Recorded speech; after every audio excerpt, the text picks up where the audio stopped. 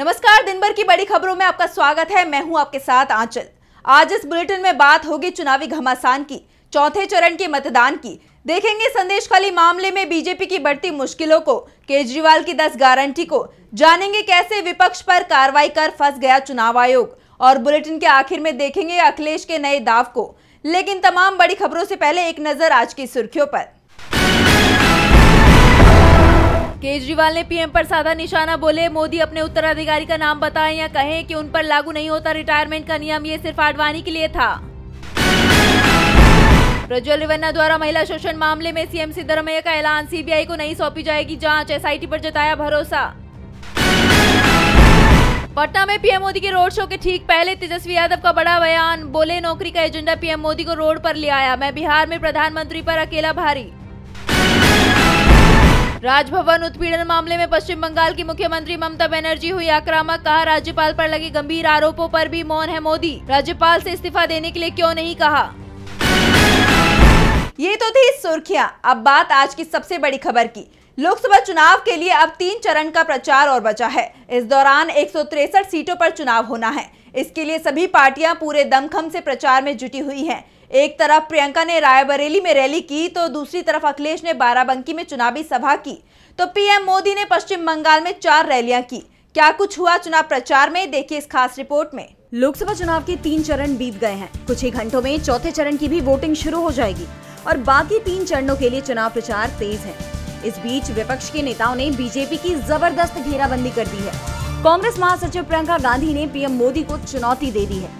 उन्होंने कहा कि मैं चुनौती देती हूं, प्रधानमंत्री, गृह मंत्री और इनके मंत्री जनता को बताएं कि 10 साल में आम जनता, गरीब, किसान के लिए क्या किया।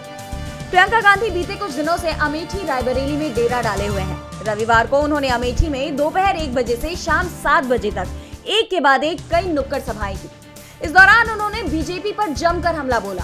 प्रियंका ने कहा कि एक सच्चा नेता अपने काम पर वोट मांगेगा, लेकिन प्रधानमंत्री मोदी भैंस और मंगलसूत्र की बात कर रहे हैं। नरेंद्र मोदी और बीजेपी ने तो भ्रष्टाचार के लिए स्कीम बना दी, जिसमें चंदा दो धंधा लो की बात सामने आई।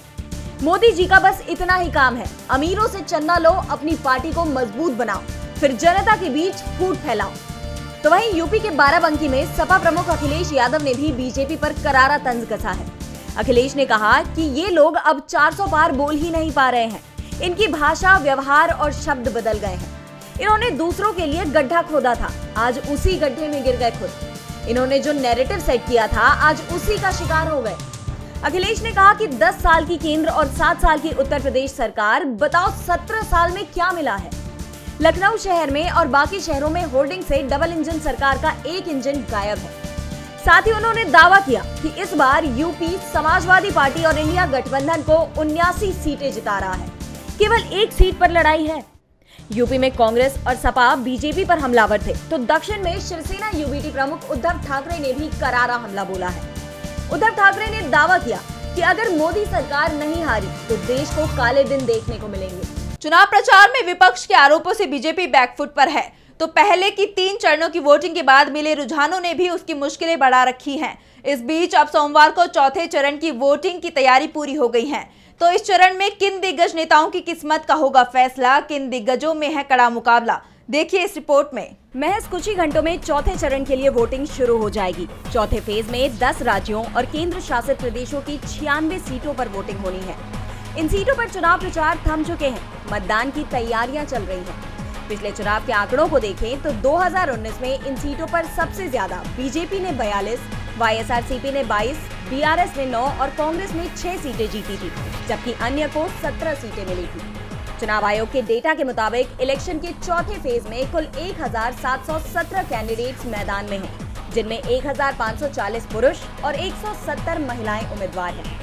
इस बार चुनावी मैदान में 5 केंद्रीय मंत्री, 1 पूर्व मुख्यमंत्री और 2 पूर्व क्रिकेटर मैदान में हैं। इस फेज में उत्तर प्रदेश की कन्नौज सीट पर सपा प्रमुख अखिलेश यादव 15 साल बाद चुनाव लड़ रहे हैं। उनका मुकाबला मौजूदा बीजेपी सांसद सुब्रत पाठक से होगा।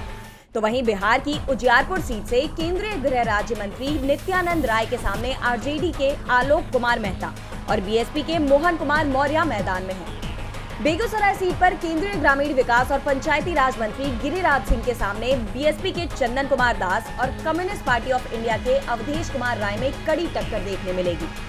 उत्तर प्रदेश की लखीमपुर खीरी सीट पर किसानों को लेकर विवादों से घिरे बीजेपी सांसद अजय मिश्रा ट्रेनी के खिलाफ सपा के उत्कर्ष वर्मा मधुर और बीएसपी के अंशय कालरा चुनाव लड़ रहे हैं। तो उन्नाव लोकसभा सीट से पूर्व केंद्रीय मंत्री और मौजूदा सांसद साक्षी महाराज, सपा से पूर्व सांसद अन्नू टंडन और बीएसपी के अशोक कुमार पांडे टक्कर में हैं। झारखंड की खूंटी लोकसभा सीट पर केंद्रीय मंत्री अर्जुन मुंडा का मुकाबला कांग्रेस के कालीचरण मुंडा के साथ है। सिंहभूम सीट पर तो पूर्व मुख्यमंत्री मधु कोड़ा के खिलाफ बीजेपी ने उनकी ही पत्नी गीता कोड़ा को प्रत्याशी बनाया है।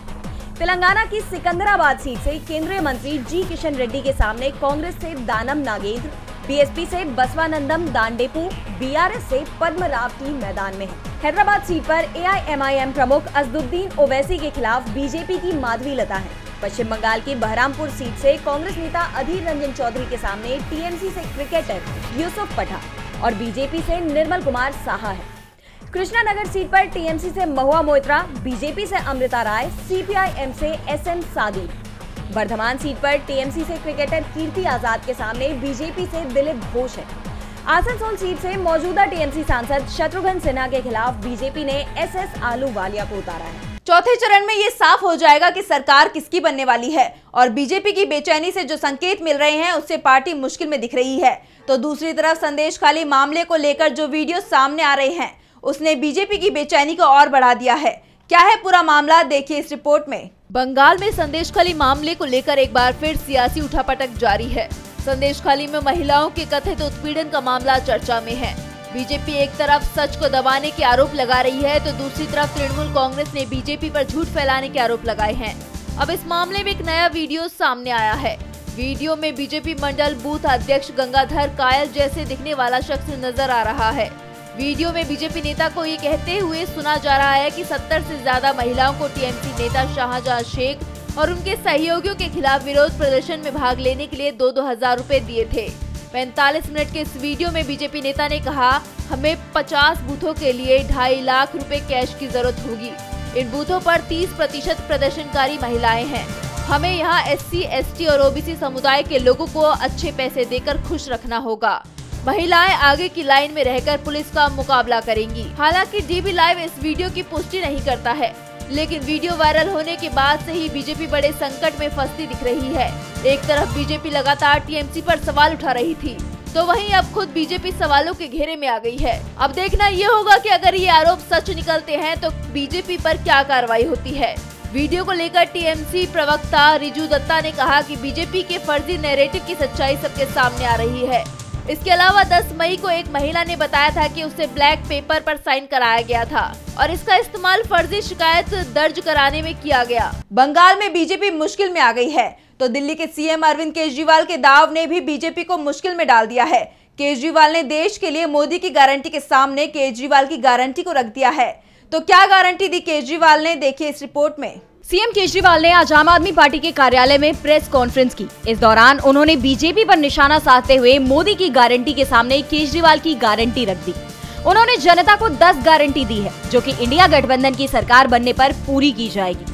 केजरीवाल ने अपनी गारंटियों का ऐलान करते हुए कहा कि देश को फ्री बिजली उपलब्ध कराएंगे। देश के हर गांव, हर मोहल्ले में वर्ल्ड क्लास सरकारी स्कूल बनाकर सभी बच्चों के लिए मुफ्त शिक्षा का इंतजाम किया जाएगा।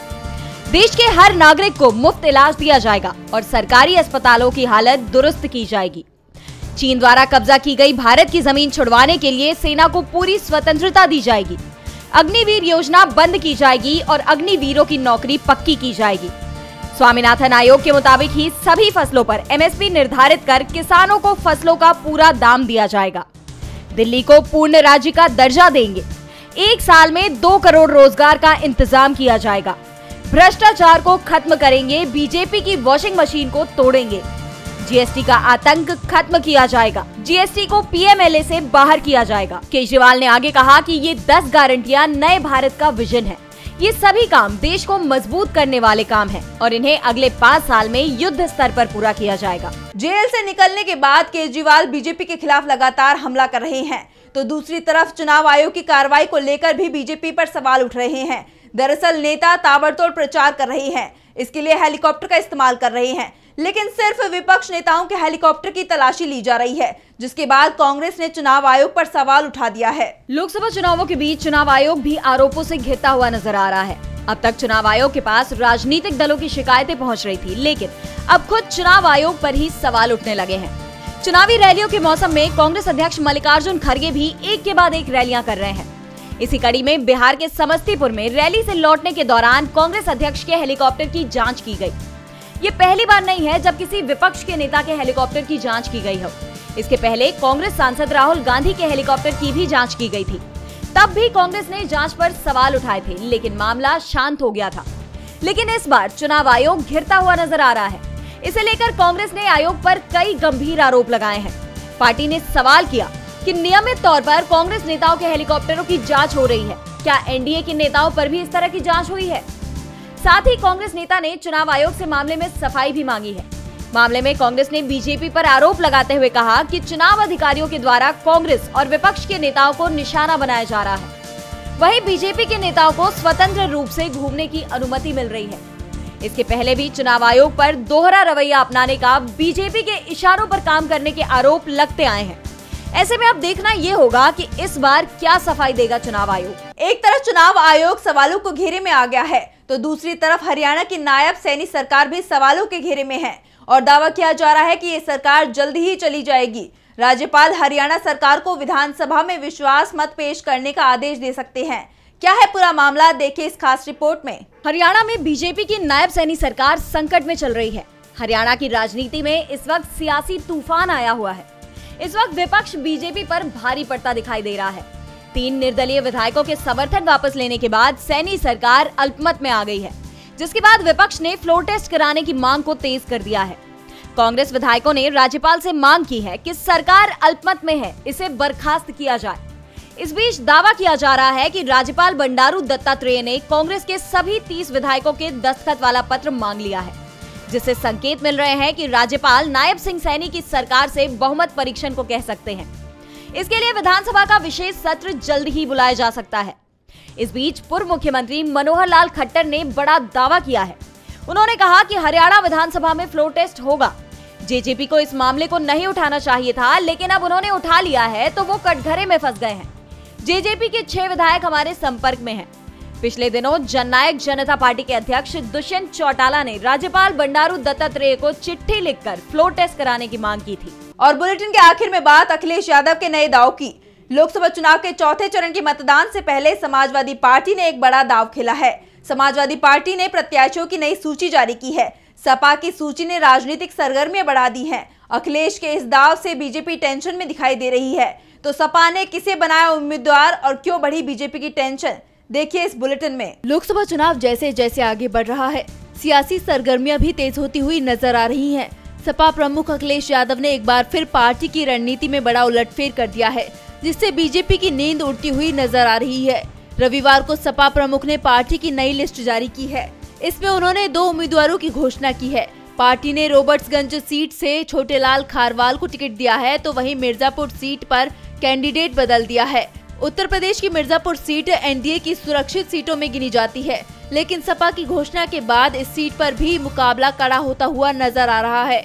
अखिलेश ने इस सीट पर राजेंद्र बिंद की जगह रमेश बिंद को प्रत्याशी घोषित किया है। रमेश बिंद जो भदोही से बीजेपी के मौजूदा सांसद हैं, लेकिन अब सपा ने उन्हें मिर्जापुर से बीजेपी के खिलाफ उतार दिया है। अब इस सीट पर 2 एनडीए सांसदों में ही टक्कर हो रही है, क्योंकि मिर्जापुर से 2014 से ही अपना दल एस की अनुप्रिया पटेल सांसद हैं। दरअसल रमेश बिंद ने 2019 में भी बीजेपी से मिर्जापुर से टिकट मांगा था, लेकिन पार्टी ने बिंद को भदोही से मैदान में उतार दिया था।